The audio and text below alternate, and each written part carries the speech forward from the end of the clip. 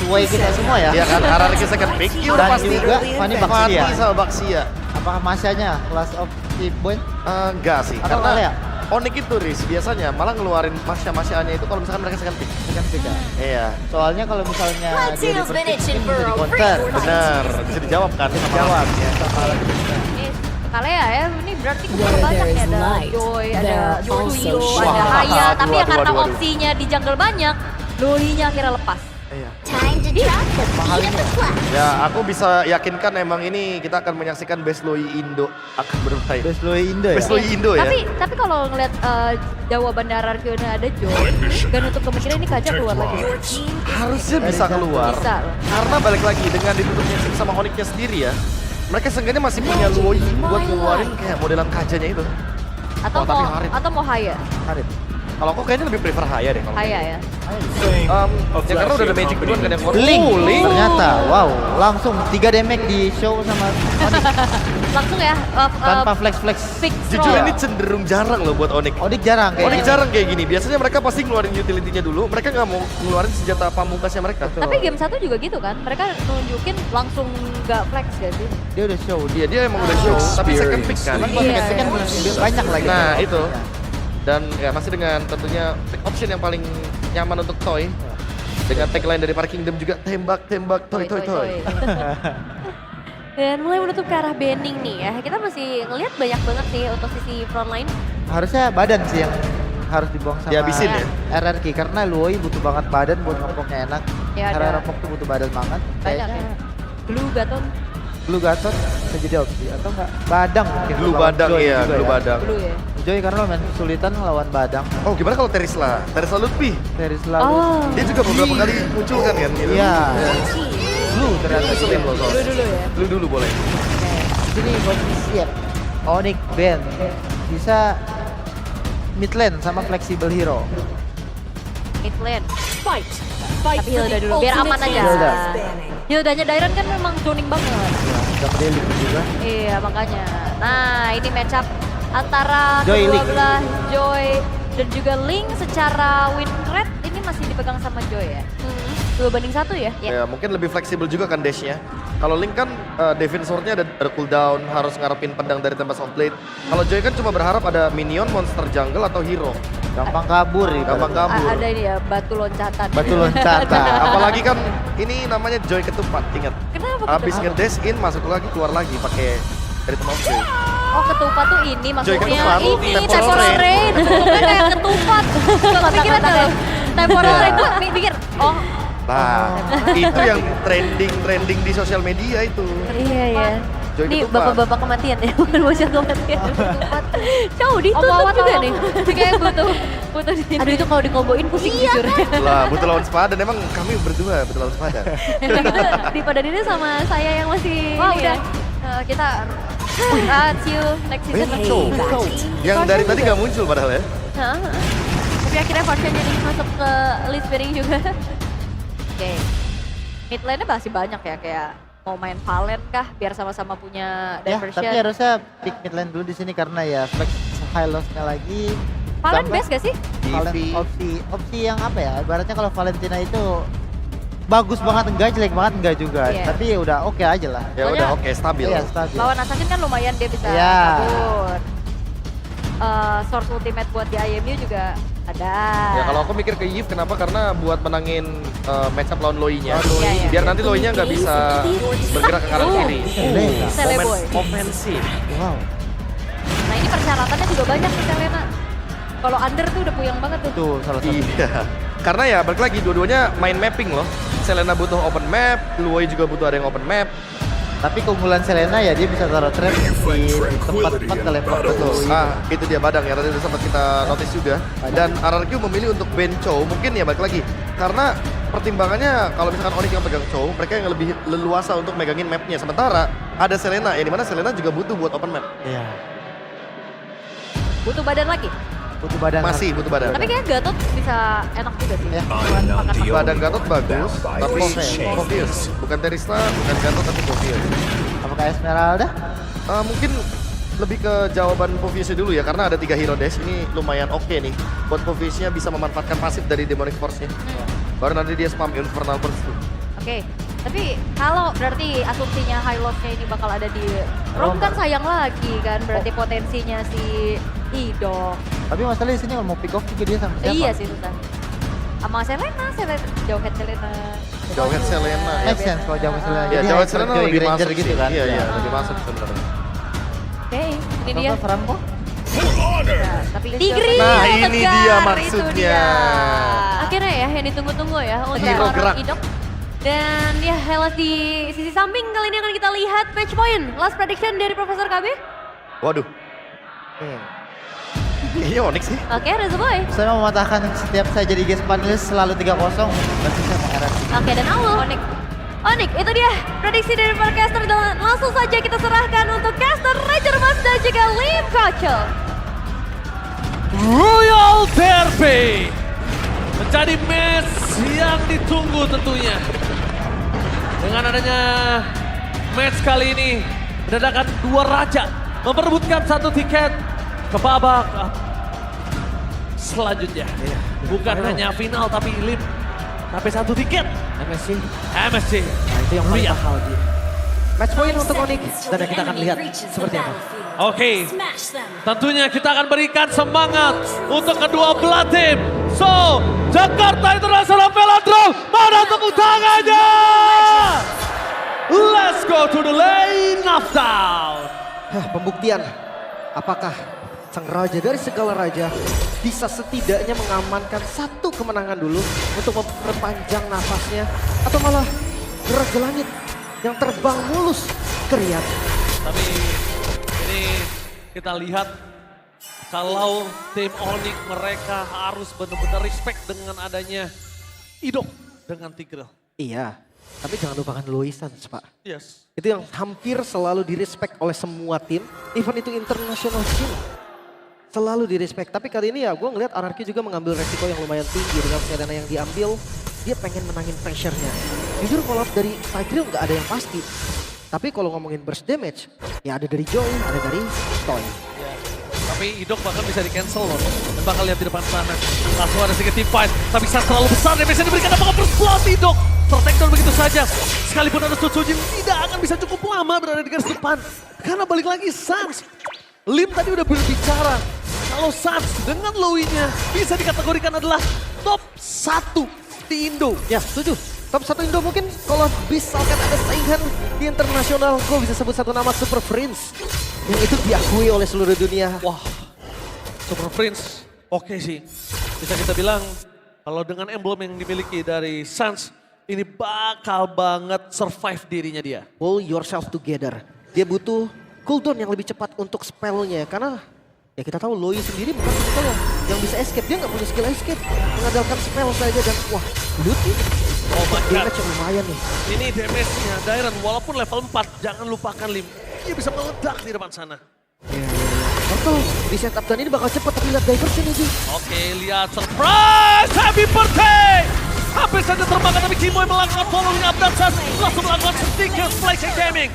Luffy tidak akan membiarkan Idok lepas begitu saja. Bersama dengan adanya Luffy dan juga Dipaksa. Kimoy membuat Idok Implosion! tertakedown, tapi Implosion tidak bisa membuat tim dari Onyx kali ini luluh lantah. Memang turtle di tangan dari tim RRQ. Tapi itu memang udah di atas kertas. Kalau Joy akan berhasil mendapatkan turtle. Sedangkan Kairi memilih untuk mundur. really? Dengan 4 pedang yang dia miliki akan berhasil kabur dari jeratan tim RRQ. Dan Sutsujin, last hit, tembakan Sans. Almost is never dan Kairi is coming. Satu hit terakhir. And Sutsujin still survive in the top lane. Oh, Novin Poise. Gak ada jalan untuk pulang, dan Kairi yang malah termakan oleh tim RRQ. Gak bisa kemana-mana lagi Sans. Gak bisa nge-backup Glorious Pathway. Oke, apakah ada jawaban dan digeser? Oh my god! Sans and Kimoy still survive! Sans turn and travel! Penyelamatan diversion yang membuat Keyboy masih selamat. Dan Invade Jungle sekarang RRQ akan membalas apa yang sudah dilakukan oleh Onyx. Oh wait, 911 call yang sangat baik dari Sans. Lihatnya langsung barengan dan Kimoy di ujung lingkaran terakhir. Sempat ngedes tadi langsung masuk ke dalam lingkaran diversion. Tapi ya kita reset lagi. Karena sekarang kedua jungle akan kelarin dulu dari pattern farmingnya masing-masing. Rins dengan 2 kali kemenangan Serena, bukan debut pick ya. Bukan. Memang terlihat jarang, tapi nggak debut kok. Tapi ngelihat kondisi dari Idok juga nggak bisa melakukan impact jungle. Karena nggak ada following up dari Dairen.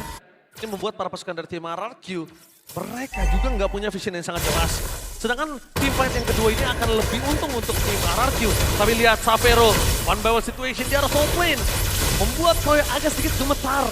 Dan jangan lupakan, Turtle kalau kembali di tangan dari tim Onyx, tidak perfect di tangan dari tim RRQ. Ini menandakan lampu kuning kembali, Lim. Tapi gue rasa akan ada kontes, Ji. Even itu di set up oleh Wajib. Onyx ataupun dari RRQ. Karena keduanya punya power untuk kontes. Heavy sisi dari Idok, flanking nanti dari Diversion. Bisa ngelawan keduanya. Oke, ngelihat RRQ yang udah megang ke arah Turtle. Tim dari Onyx, mereka nggak mau buka terlebih dahulu. Karena mereka belum tahu di mana keberadaan Sujin. Mereka belum tahu di mana Idok berada. Riz dan Dairen yang dari tadi membuka vision. Iya.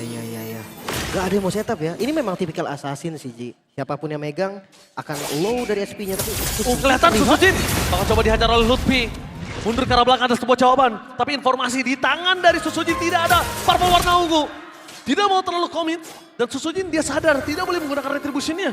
Ketimbang itu berubah segalanya. Dan Turtle di tangan dari Timor Daya Implosion. Idok telah dikeluarkan untuk defensive skill. Dan bahkan perpasukan dari tim Onyx. Mereka membalaskan kembali tim fight yang terjadi. Nomor buff untuk kedua belah pihak. Langsung ada Lutfi versus everybody. Dan dia Keyboy! What the press? Crack dari Keyboy merubah segalanya. Bahkan dengan ada Xavero, Sujin tidak bisa masuk lebih dalam lagi. Damage terlalu besar. Membuat perpasukan dari tim RRQ disengges satu semua jawaban. Tebakan purple buff. Mau nggak mau Sujin harus mendapatkannya. Ketimbang nggak ada sama sekali bisa dia miliki. Oh no. Masih di zoning bahkan dengan Turtle. Oh my god, purple-nya hilang. Purple-nya hilang. Purple-nya hilang. Oh no way, Sujin. Semakin tertinggal. Memang dari gold hanya 1000. Tapi lihat apa yang dilakukan Sujin. Dia cuma untuk membalas dan retribution. Gagal. Retribution-nya gagal. Sujin bakal coba dikejar. Dengan cover dari Idok. Membuat para pasukan dari tim RRQ berhasil menyelamatkan Sujin. Tapi lihat, satu step anak tangga dari Onyx. Di early game mereka punya 1000 gold difference. Terlihat dengan jelas ya, dengan assassin. Idok. Explosion! Tapi dengan Tempest of Blade berhasil memberikan sedikit space. Meanwhile di depan sana Sujin bakal coba ditangkap dengan ada Sans. Tidak ada lagi mata yang terlepas dari Sujin. RRQ mereka harus regroup. Mereka harus berkumpul. Ketika mereka kalah dari gold, mereka bisa menangin dengan jumlah. Tapi ya Toy masih menjadi harapan nih untuk RRQ juga. 1 kali tumbang memang, tapi ada 1 point kill. Burst damage yang tadi sempat gue bahas. Ketika implosion dibuka, tidak ada EOE lain selain Sujin. Dan itu menjadi PR untuk RRQ. Mampu gak dia mainin Sky Piercer-nya? Mampu gak dapat point kill? Dari tadi kita tidak melihat dengan Sky Piercer yang dimiliki dari Toy. Ada kesempatan untuk bisa mendapatkan point kill. Dan lihat Kairi, one by one situation di arah bottom lane Kairi dengan sangat mudah untuk menghindari damage dari serangan Sujin. Sekalipun ada implosion di depan sana. Idok seorang diri, Sujin terlalu jauh untuk melakukan covering up. Benar. Dan gak seburst itu juga. Oh miss Keyboy. Gak berhasil, tadi dash-nya gak connect. Jadi gak ada tembok juga. Sementara ngelihat dari laning jauh yang udah mulai dipegang oleh Sujin.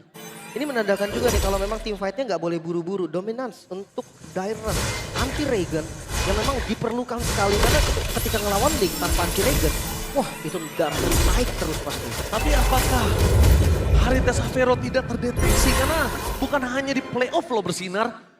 Waktu itu juga kalau nggak salah sempat bersinar di babak regular season. Ya sempat sendiri yang bertahan dan itu ngelawan 4 orang walaupun akhirnya kalah ya. Ya tapi menurut gua kayaknya mulai harus dipikirkan.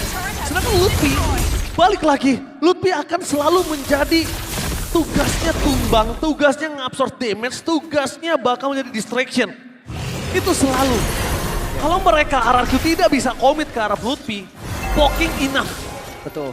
Dan bahkan sampai jadi Lord Ji. Turtle-nya nggak diambil. Ngelihat adanya Sujin di bagian bawah. Mungkin Onyx mereka bisa set up. Tapi hati-hati. Gak bisa buru-buru juga. Xavero bukan tipikal yang bisa megang. Dan juga Lutfi. Frontliner ini gak akan ada yang kuat untuk nahan dari Lord. Jadi gue rasakan reset dan farming kembali dari keduanya. Yes. Tapi belum ada trigger sih dari Purify Xavero. Mereka harus pikir gimana caranya Xavero terkena Purify. Di pop up terlebih dahulu. Karena kalau misalnya Xavero masih punya Purify, ya mau gak mau Idok bakal coba untuk numbangin yang ada di depan. Tapi dengan flicker yang dimiliki dari Lutfi, ingat Lutfi benar-benar punya satu skill escape mechanism, either dia nggak escape atau nggak dia akan tuker. Pasti, satu nyawanya dia bisa tuker 2, bisa tuker 3. Iya, karena butuh waktu yang banyak banget kan untuk nembangin Kara Lutfi dan mengganti strategi RRQ. Mereka coba untuk 3-2, melihat adanya Kairi yang bebas di bagian bawah akan menjadi masalah serius. Maka dari itu, Idok diperlukan nih untuk pegang Kairinya, untuk tahan mobilitas dari Kairinya. Pertanyaannya, cukup nggak burst damage dari Toy untuk sekarang? Belum, jujur belum. Tidak cukup untuk Toy saja. That's why mereka harus punya damage tambahan. Dan bahkan ini adalah awareness dari Kibo yang gue suka banget. Dia walaupun dengan initiate factornya bukan support atau roamer. Lihat di mana Savero berada, dia tutup jalan untuk siapapun ada yang datang ke arah dia. Holy Crystal, Setsujin udah jadi dan Dairon mau buka team fight, targetnya berikan sang Lutfi, damage-nya terlalu bas, bahkan sama dibakar. Lutfi hilang begitu saja, tanpa adanya flicker. Dan bahkan nampaknya berpasukan dari tim RRQ. Mereka terpancing team fight, T-Boy tidak berhasil memberikan damage, tapi lihat Savero berhasil di depan sana. Distraction yang terjadi, pertukaran 1 untuk 2. Memang tidak adil untuk tim Onyx, tapi pertanyaannya apakah RRQ mampu menyelesaikan Lord tersebut? Tapi Purify udah di pop up sama Savero tadi ketika kena Abyssal Arrow dan sekarang Lord di take over RRQ. Mereka cukup pede untuk setup karena Lord. Oke, ready. Kairi mencoba untuk memberikan buying time. Lihat berapa banyak waktu yang diberikan dari Kairi. Lord reset dan bahkan Savero kembali lagi mengusir datanya. Idong! Explosion from Idong! Membalaskan kembali keadaan. Kehilangan 2 member. Membuat pasukan dari tim RRQ mendapatkan keuntungan dan RRQ berada di depan Lord dengan bebas. Implosion yang terlihat tadi dari Idok begitu baik. Lord bisa di set up ulang. Retribution memang masih ada untuk Kairi dan tidak ada untuk Setsujin. Tapi ini adalah momennya. RRQ harusnya mendapatkan free Lord. Dan Onyx melepas Lord tersebut. Yes, momentum dari Onyx yang ternyata tahu dengan satu Purify dari Savero yang tidak ada merubah segalanya, Lim.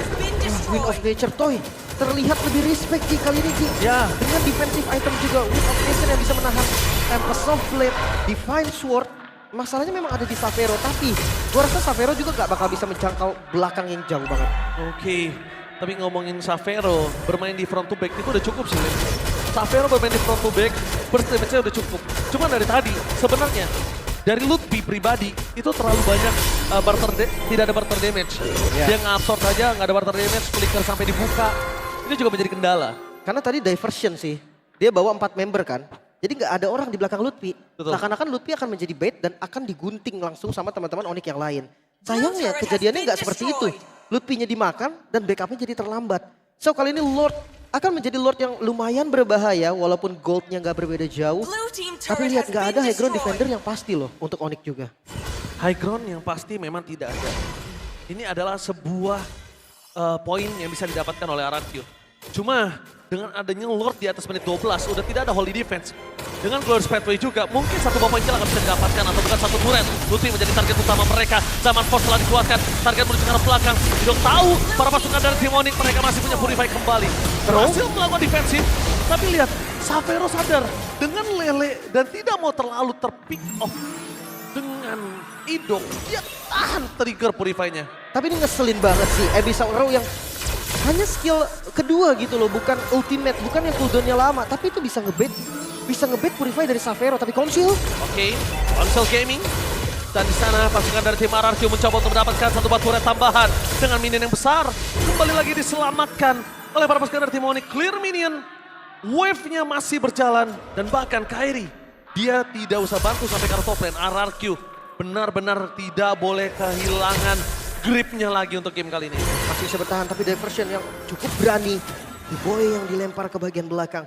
Tidak ada deteksi memang, tapi akan dipaksa RRQ. Mereka mau best turret di bagian top lane. Oke, mereka memaksa. Informasi didapatkan. Kebaca. Dan kebaca begitu saja implosi dengan seorang Idok. Tapi Kiboy kali ini membuat para pasukan dari tim RRQ terperangkap. Toy! Flicker body defensif. Retribution dikeluarkan. Wind of Nature dan trigger terhadap Toy. Informasi didapatkan. What a play from Kairi. Bahkan Setsujin garis jalan untuk pulang. Dan ingat, Toy tidak ada Wind of Nature. Kairi hanya gertak sambal. Oh, Dan lagi, ternyata itu hanya lagi. petelaka. Lihat di balik sana, Savero. Surprise! Savero! What a play! Lihat diversion yang diberikan oleh seorang Sans. membuat RRQ kebingungan untuk melakukan defense tebakan. Disengage saja nggak menjadi sebuah pilihan. The best Louis player in Indonesia, Sans, menunjukkan diversionnya. Sangat kuat, tapi Sans Satu bola lele bakal coba makan ke Sans, tapi ingat Sans masih punya absorb damage. Tidak bisa terlalu terburu-buru untuk dimakan. Dan bahkan kalau tim RRQ, dia nggak boleh buka vision sedikit pun. Itu bisa dimakan oleh tim dari Onyx. diversion mundur, tapi ada ketinggalan. Gak masalah, karena Lutfi juga yang tertinggal. Gak gampang untuk ditumbangin dan sekarang Lord untuk Gila. Onyx, keadaan mulai berbalik. Boy, dia sabar banget nunggu di belakang sana. Udah ketahuan loh tadi. Dan implosionnya untuk Keyboy itu yang ngebuat Xavero pede. Bahkan Purify-nya nggak sampai sekarang available. Itu dia. Diversion yang dikirim tuh gak semua. Hanya Xavero, hanya Keyboy. Tapi itu sangat berdampak positif pastinya untuk Onyx. Gold ditarik. RRQ, gue sempat bahas Onyx gak punya high ground defense kan. RRQ juga sama. Tapi lihat nggak Lim, tadi trigger WO-nya. Iya, defense shotnya ke belakang. Pura-pura gertak-gertak sambal. Ya, itu drill sih gertakan yang berhasil tapi nggak bisa. Oh, Onyx kembali. Sakit juga itu setengah darah. Udah pasti, tapi lihat Xavero. Masuk lebih dalam Xavero. Solo pick up pun terjadi. Mengacak-acak kemana pasukan dari tim RRQ. The rookie from RRQ.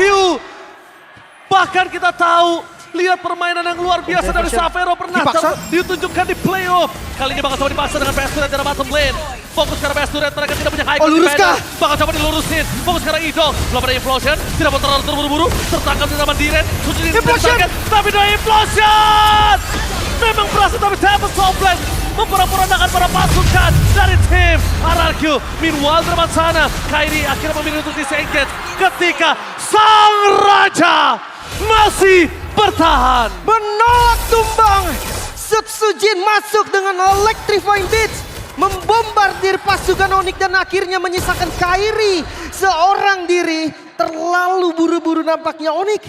Mereka bisa bertahan ternyata dari RRQ. Kita bisa lihat dari replaynya nih, Lordnya ditarik ke arah mid lane.